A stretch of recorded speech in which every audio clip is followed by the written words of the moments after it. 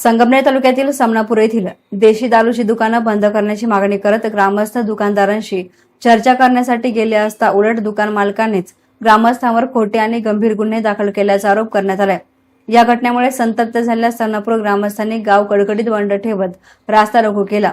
संगमनेर तालुक्यातील समनापूर गावात शैक्षणिक संस्था, मानवी वस्ती, मंगल कार्यालयाच्या अगदी शेजारीच महामार्गालगत स्थानिक पदाधिकाऱ्यांच्या मदतीनेच देशी दारूचे दुकान सुरू करण्यात आलं होतं। हे दुकान तात्काळ आणि कायमस्वरूपी बंद करावे। दारूचे दुकान बंद करण्याबाबतच्या चर्चा करण्यास गेले असता देवा शिरमाळे, वंदना शिरमाळे, संतोष शिरमाळे, संतोष पराजी शिरमाळे, राजू अबू पटेल, रियाज शेख, बंडू इनामदार यांच्यासह सुमारे 12 ते 14 आंदोलकांवर दाखल केलेले खोटे गुन्हे मागे घ्यावेत अशी मागणी तंटामुक्ती अध्यक्ष सोमनाथ शिरमाळे, राजेंद्र देशमुख, किशोर नेहे, शिवाजी शिरमाळे, रावसाहेब शिरमाळे, भास्कर शिरमाळे आदींनी केली आहे।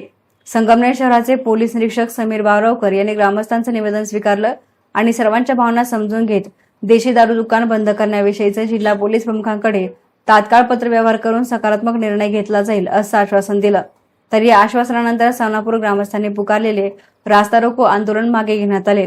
दारूचं दुकान चालू झालं, हे दुकान काही गावाच्या फायद्याचं नाही म्हणून सर्व ग्रामस्थ एकत्र येऊन गेल्या 2 वर्षापासून त्यासाठी लढा देत आहेत, वेगवेगळे निवेदन देत आहेत आणि काही आपण ग्रामपंचायत मध्ये ग्रामसभेमध्ये ठराव पण केलेले आहेत। परंतु त्यालाही न जुमानता काही मंडळी या दुकानाचा इथे चालू करू पाहत आहेत आणि काही बहुतांश ग्रामस्थ याच्या विरोधात आहेत। खरं सांगायचं तर ज्या 10-5 तरुणांनी, काही महिलांनी त्या दिवशी ते दुकान बंद करण्यासाठी काही ऍक्शन घेतल्या म्हणजे काही धमकी केली नाही, गुंडागर्दी केली नाही, सरळ मार्गाने जाऊन सांगितलं की हे आमच्या गावाला मान्य नाही आणि हे दुकान तुम्ही चालू नका। परंतु अशा तरुणांवर, तरुणींवर, महिलांवर जे काही गुन्हे दाखल झाले हे अजिबात समनापूर ग्रामस्थांना आवडलेलं नाही। याच्यामध्ये कुठलाही पक्ष नाही, कुठलाही धर्म नाही, जात नाही, परंतु आपण समनापूर सर्व एकत्र आहोत आणि आपण त्यांच्या मागे आहोत। जे चांगलं काम करण्यासाठी पुढे चालले त्यांच्या पाठीमागे आम्ही खंबीरपणे उभे राहू आणि प्रशासनाला आज या ठिकाणी विनंती आहे। खरं तर त्यामुळे जास्त समनापूर ग्रामस्थांचा मनस्ताप झालेला आहे की तुम्ही चांगलं काम हे तरुण मुलं करत होते आणि त्याच मुलांवर तुम्ही गुन्हे दाखल केले, हे काही गावाला शोभणार नाही। म्हणून आज या ठिकाणी हे सर्व ग्रामस्थ एकत्र आलेले आहेत। प्रशासनाला विनंती आहे की कृपा करून आमची विनंती मान्य करा। या मुलांमुलींवर, तरुणांवर, महिलांवर जे गुन्हे दाखल झाले हे आपण मागे घेतले तर आम्ही तुमचे खूप आभारी राहू।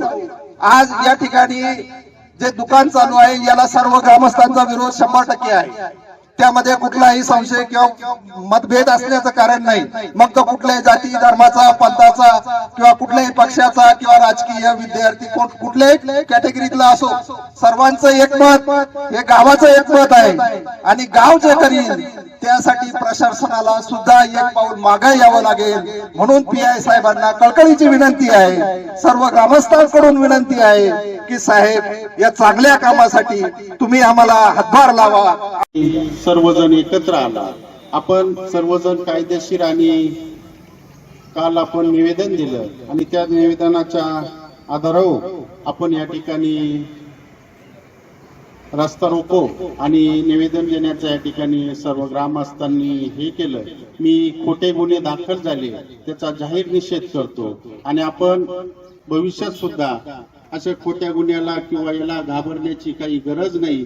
भविष्यामध्ये अनेक आपल्याला संघर्ष करावा लागणार आहे आणि त्या संघर्षासाठी आपण सज्ज राहण्याची गरज आहे। मी या ठिकाणी ग्रामस्थांमधून आपल्याला कोणाला मनोगत व्यक्त करायचं असेल तर आपण पुढे यायला काही हरकत नाही। या ठिकाणी उपस्थित सरपंच, उपसरपंच, पोलीस पाटील आणि समस्त समनापूरकर, आपण जो हा आमच्या काल आमची चर्चा झाली की बाबा तुम्ही रास्ता रोको करणार नाही। त्यानंतर मग असं झालं की मागच्या वेळेस ज्यावेळेस तुमचे लोक आले होते त्यावेळेस आम्ही त्यांना पूर्ण समजावून सांगितलं की तुम्ही एकच दुकान बंद करून चालणार नाही, तुम्हाला उभी बाटली आणि आडवी बाटली जो प्रस्ताव असतो तो कसा करायचा इथं बसून ते मंजुरी आणण्यापर्यंत तुम्हाला सगळी मदत मी करतो।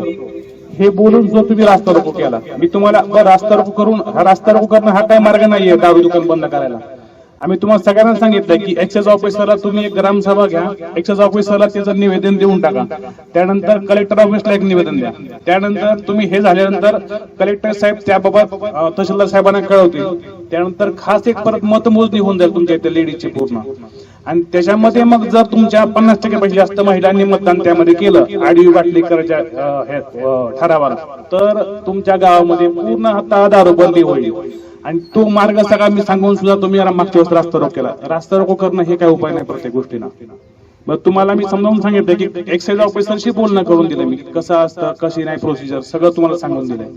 मग एवढं असताना तुम्ही आमची विनंती मान्य करत नाही आणि रास्ता रोको करता, ही चुकीचं आहे का नाही मला सांगा तुम्ही. बरं, त्याच्यामध्ये अँब्युलन्स जातात, रस्ता म्हणजे हृदय आहे, पोलीस पाटील म्हणले रस्ता म्हणजे हृदय आहे, त्याप्रमाणे आपण वागलं पाहिजे.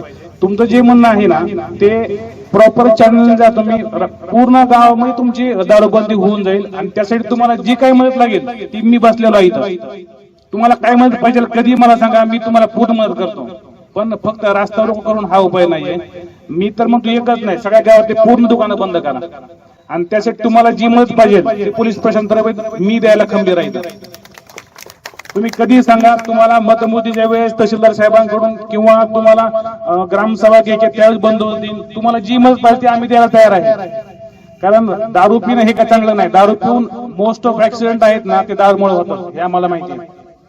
इव्हन आपल्या कलेक्टर साहेबांनी सुद्धा ज्यावेळेस ते आले त्यावेळेस प्रत्येक तालुक्यामध्ये, आता मी यापूर्वी पारनेला होतो तर एका वर्षामध्ये पारनेमध्ये 53 जण मयत झाले नुसतं रोड ऍक्सिडेंट मध्ये.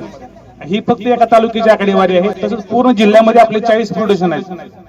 त्यामुळे ही जी तुमची जी कळकळीची मागणी आहे ती आम्हाला पण मान्य आहे.